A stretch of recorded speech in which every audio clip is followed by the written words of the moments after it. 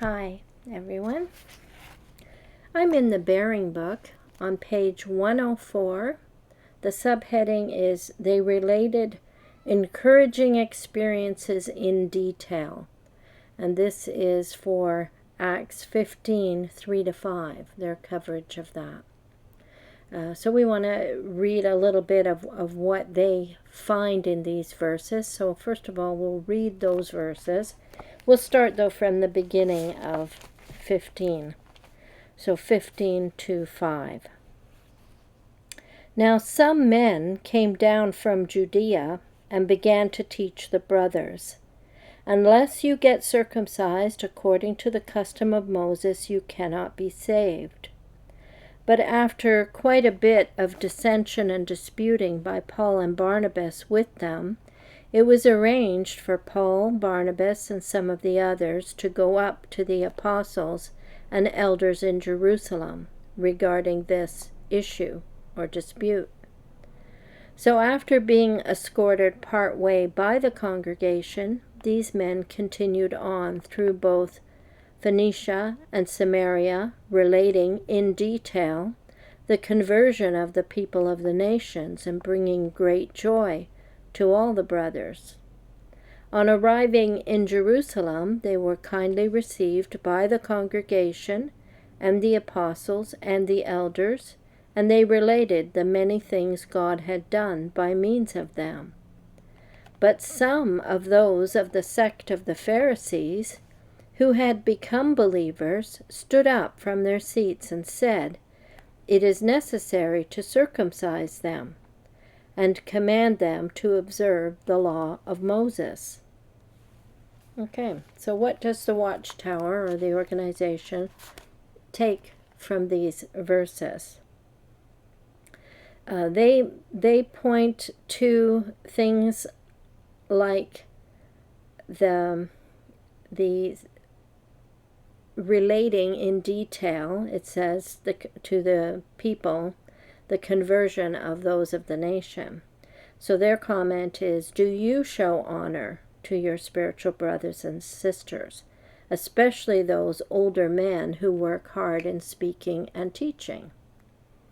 The second paragraph under that subheading, they talk about them sharing in detail experiences, and then they asked about people of today.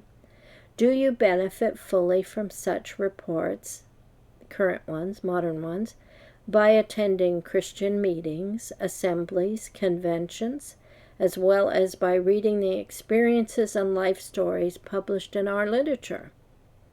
And the last thing that they get from this is clearly the question of circumcision of non-Jewish Christians had become a major issue, and it had to be settled.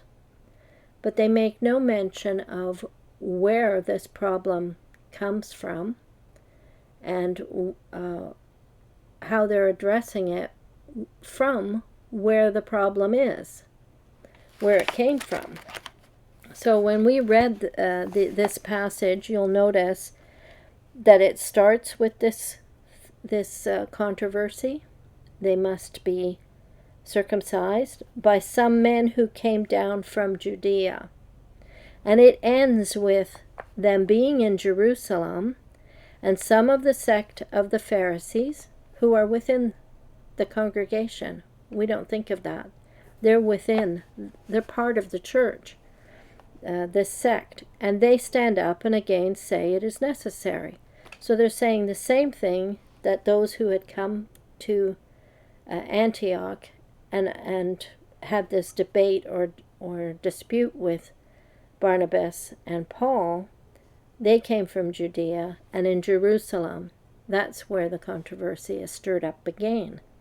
In between, you have them going around blessing the congregations they've already served and telling them about the opening up of the good news to the Gentiles. The controversy isn't talked about there. The controversy is being dealt with from where it started, from Judea, from Jerusalem, and they have to deal with it there. Something else that I thought we should notice is when they arrive in Jerusalem, it says they're kindly received by the congregation, the apostles, and the elders. And it's during that conversation with all of these people that the issue is brought up. It's within the church, it's discussed. Okay, so I'm going to also link to a video that David did that gives you a little more detail about the Sadducees and the Pharisees of the time of Christ. So this is some videos David was doing from a book called The Real Christ, I think. It was F.F. Bruce, and he talks about these two parties in the days of Christ, the Sadducees and the Pharisees. Thanks for watching.